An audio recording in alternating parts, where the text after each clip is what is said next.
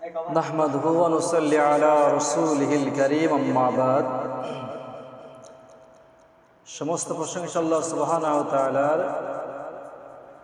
যে আল্লাহ রাব্বুল আলামিন আমাদেরকে দুনিয়ার বুকে শ্রেষ্ঠ জাতি হিসাবে প্রেরণ করেছেন। আজ বর্তমান সময়ে আমরা যে সমস্যার সম্মুখীন হয়েছি, আমাদের ব্যক্তি, পরিবারের, সমাজে দিন না থাকার কারণে নানান সমস্যায় আমরা ভুগছি। এই সময় যদি আমরা কোরআনুল কারীম থেকে স্মরণ করি হযরত লুকমান আলাইহিস সালামকে,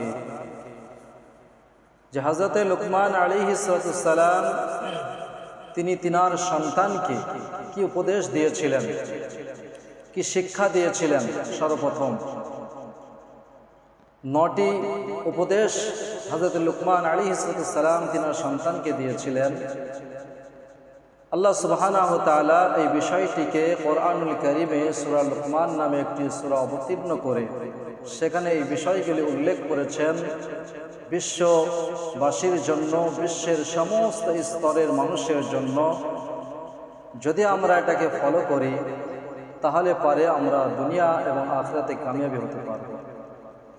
সর্বপ্রথম যেটা হযরত লুকমান আলাইহিস সালাম তার সন্তানকে শিক্ষা দিয়েছিলেন, তিনি বলেছিলেন, ইয়া বুনাইয়া লা তুশরিক বিল্লাহ, হে আমার প্রিয় পুত্র, তুমি কখনো আল্লাহর সঙ্গে শিরক করো না, আল্লাহর সঙ্গে কাউকে অংশীদারিত্ব দিও না।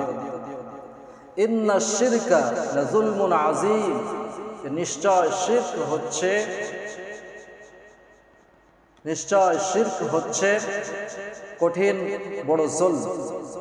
জুলমুন আযীম, সব থেকে বড় জুলম হচ্ছে শিরক।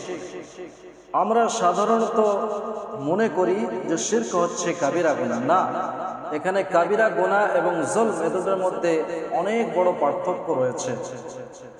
তা আমাদের সর্বপ্রথম ঈমানী দায়িত্ব হবে যে আমাকে এক আল্লাহর প্রতি আমি যেমন বিশ্বাস স্থাপন করি, ঈমান এনেছি, অনুরূপভাবে ঈমানের ধাঁচে আমার পরিবারকে গঠন করতে হবে, আমার ছেলেমেয়েকে গঠন করতে হবে। এই জন্যে আল্লাহর ওয়াহদানিয়াত সম্পর্কে সম্পূর্ণভাবে আমাকে নিজেও জানতে হবে এবং আমার সন্তান, মেয়ে অথবা ছেলে, তাদেরকেও সেই ছোট্ট থেকেই তাদের হৃদয়ে তাওহীদের বীজ বপন করে দিতে হবে, যাতে করে বড় হলে পারে তারা ঈমানের ছায়ার তলায় এসে বিনয়ী হতে পারে, নম্র হতে পারে, ভদ্র হতে পারে।